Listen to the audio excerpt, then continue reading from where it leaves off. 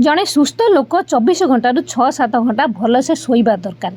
जदि निद भलसे न हो तो जाणी दिंतु आपन को बहुत रोग माड़ी बसब।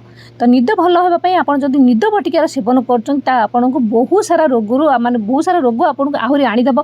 बहुत सारा रोग आपंकर हो तेणुक भल निद हाँपाई गोटे सहज उपाय मुझे कहूँ मन रखु कौन करेंगे नहीं सोरिष तेल ता सहित ने फाड़े लेंबूर रस चिपुड़ देवे से सोरिष तेल मिसईदे दुईटा जिन भलसे गोड़े नेबे और जिते आप राति शोवा जाऊँच पाद तले भलसे मालिश कर दिंतु देखिए राति एत सुंदर से निद हम कि आपन को निद बटिका दरकार पड़ोनी आ भले से शोवा द्वारा आपन भी सुस्थ रे। बहुत परीक्षित ये जो रेमेडीटा आपन थोड़ी यूज कर देखिए आपन को निद बटिका खाइबा दरकार नहीं।